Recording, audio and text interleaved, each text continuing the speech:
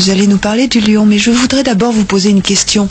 Le lion a toujours son énorme crinière comme ça, ou c'est par période seulement? Il l'a toujours. S'il est lion d'Afrique, elle est superbe. S'il est lion d'Asie, elle est un peu plus moche. Mais il l'a toujours. C'est un signe extérieur de sa masculinité. De beauté. De beauté, voilà.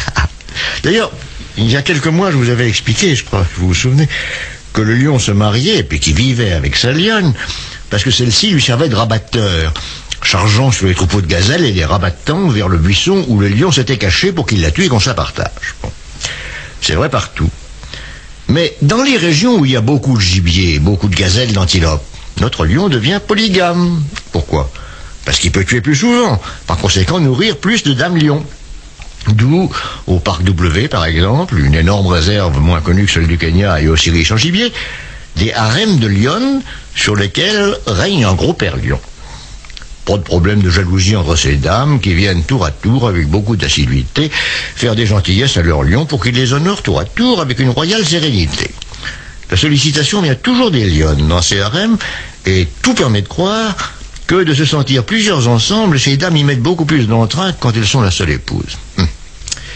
Pour la chasse, alors là, ça évolue assez vite. Au début, le lion continue de s'embusquer derrière un buisson où les lionnes continuent de charger le troupeau de gazelles, d'en rabattre une vers le fourré, et puis lui saute, tue la pauvre antilope et on s'en partage.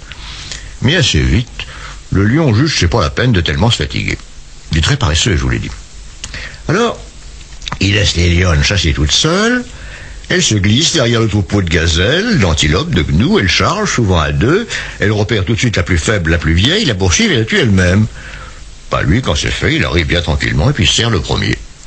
Son boulot, dans ce cas-là, protéger le territoire de chasse, le sien et celui de ses lionnes. Ça consiste à aller arroser de son urine les buissons à la limite de ce territoire, à déposer ses crottes en tas encore sur ses limites, et à aller rugir de façon dissuasive de temps en temps aux quatre coins de ce territoire pour notifier au lion d'à côté qu'il est là chez lui, qu'il ne faut pas nous y chasser. Tout va bien, les lionnes ont chaque année leurs deux bébés, un lionceau et une lionçotte. La lionçotte, elle reste sur place, et quand elle se fait grande fille, ça fait une épouse de plus pour papa. Quant au lionceau, dès qu'il commence à essayer de faire des friponneries à ses sœurs ou à ses tantes, eh bien, Père Lion le met proprement à la porte. Et le pauvre jeune lion s'en va tout seul. C'est bon, partout, les territoires sont occupés par d'autres grands lions. C'est-à-dire qu'ils n'arrivent pas à se trouver un terrain de chasse. Et finalement, ils meurent de faim. On peut dire que 80% des lionceaux meurent ainsi de faim parce que papa les a chassés et qu'ils ne savaient pas où s'installer. Seulement, il y a un autre cas de figure. Celui des grandes réserves au Kenya, par exemple, ou en Afrique du Sud, où la chasse est gardée, et où par conséquent il y a des centaines de milliers de gnous, d'antilopes, de gazelles, en immenses troupeaux qui dérivent éternellement à travers la savane. Dans ce cas-là, le lionceau chassé ne crève plus de faim. Il s'associe avec d'autres pauvres bourgs, comme lui mis à la porte par le papa, et ils vivent en bande de jeunes mâles, des loupards si vous voulez, qui n'ont ni territoire ni lionne, mais qui vivent quand même en chassant derrière les troupeaux. À ce moment-là, vous avez une nouvelle formation sociale sur ce même terroir. D'un côté, les lions installés, les lions bourgeois, qui ont un territoire et un harem, et de l'autre, les bandes de lions loupards qui piratent et qui vivent. Or, ces lions loupards rêvent de devenir lions bourgeois, d'avoir un territoire, des lionnes surtout. Ils sont jeunes, vous comprenez, et ils viennent rôder autour des dames des harems. Et savez-vous ce que font les lions bourgeois, ces lions à territoire dans ce cas-là? Non. Leur problème a deux aspects. Ou bien défendre leurs lionnes, ou bien défendre leur terrain de chasse.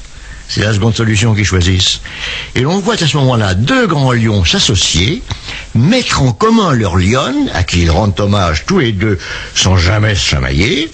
Seulement le terrain de chasse, ils le défendent ensemble. Si bien que vous voyez, dans ces réserves à millions de gibier, deux grands lions qui se promènent côte à côte, qui arrosent ponctuellement ensemble les buissons près des frontières, qui déposent un tas de crottes aux limites du domaine commun, qui rugissent ensemble au bon endroit. Pourquoi? Parce que deux lions ensemble, deux grands lions, ça fait peur aux lions loupards les plus décidés. Et c'est ainsi que les lions, plutôt que de perdre leur territoire, préfèrent céder l'usage de leur lionne à un copain qui les aidera à rester maîtres chez eux. Si c'est moral ou pas, j'en sais rien. Mais c'est comme ça que ça se passe chez les lions. Qu'est-ce que vous en pensez quand même, Jacques? Ah, moi je n'en pense rien, je constate. Vous savez, quand on voit vivre une bête, on n'a pas le droit de tirer la moindre conclusion humaine. Ce serait idiot.